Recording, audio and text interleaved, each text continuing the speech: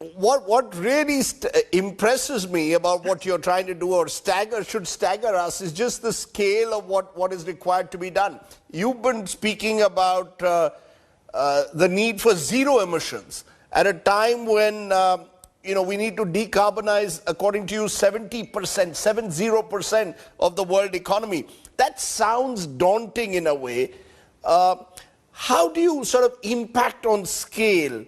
Which area do you zero down on, and why, so that you can impact on a scale of the kind that you're talking about? Yeah, zero's a very tough goal because it means we can't just take passenger cars. We have to do planes and trains and trucks. We can't just do industry, steel and cement. We can't just do agriculture, or heating buildings, or making electricity. We have to do every one of those areas. And today, the cost of the green product to make steel or cement with no emissions is over double the current price. And so the cost to go green is simply unacceptable, even for the rich countries, not to mention middle-income countries like India. And so the path to salvation is huge innovations, including things like clean hydrogen or direct air capture, or scaling up electric cars and electric trucks to a super high level to take over the way we presently do every one of those activities. You've taken from my next question, Bill Gates, because apart from striving for clean energy, what are those 3 to 4 innovations that you see, or 3 to 5 areas where you can have maximum innovation for real opportunity? You spoke about electric cars, for example. What are those areas that a country like India in particular you see going forward, where we can actually make a difference and impact on scale again? Yeah, so it's great that electric cars are starting to catch on. It's still a very small percentage of the market, but as those batteries become cheaper for cars of all sizes, they will become popular, and the government will push them with tax credits and encourage the market to shift. Likewise, for making electricity, the cost of wind and solar has come down. And so India's also installing large amounts of solar. And so those are 2 areas of progress that scaling is very, very hard, even in the next 30 years, to get rid of all the emissions there. The other sectors, though, if I had a magic wand, I'd say we need something to solve the industrial sector.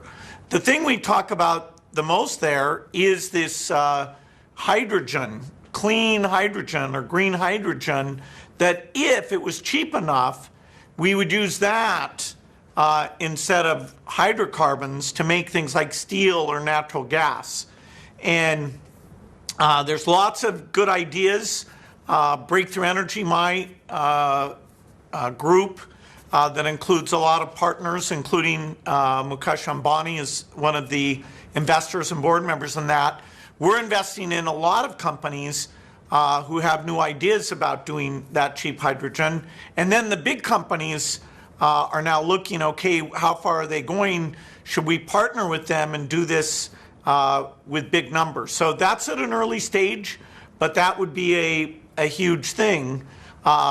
You probably need 10 areas of innovation, and so we have to. That's where the R&D budget is the beginning here, and lots of risk capital. But only 2 or 3 inventions won't solve the entire problem and enable all countries, not just rich countries, all countries to get to zero. The world releases, and these figures are important at times in a way to tell people about the scale of the problem again. 51 billion tons of greenhouse gases every year. You've been talking about bringing it down to 0. I mean, that sounds something like an environmental equivalent of a moon landing. How do we achieve this sort of paradigm shift, the breakthrough moment? I mean, you're a technology person, and many wonder whether there's a tech break that can actually fix the problem. Is there a technology, in your view, that can fix the problem, given the sheer scale again of it? Yeah, I can absolutely guarantee without technology breakthroughs, it's just too expensive, and the world will have such a tough time saying, you know, should the rich countries who've done the emissions historically, should they fund all of this? How do we convince everyone where you have to take pain now to get the gain later? And of course, if people say, hey, don't build any new buildings or don't travel, that's unrealistic. Of course, the rich countries could, you know, build smaller houses and travel a bit less.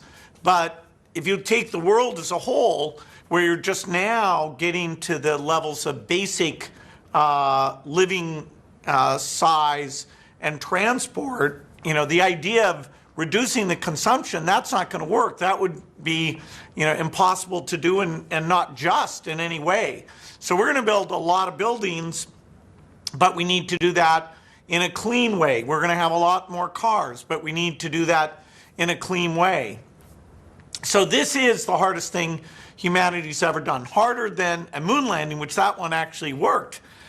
Here, it's all over the world, and the scale, you know, when you drive around, you'll see cement plants everywhere. Every one of those has to make a change.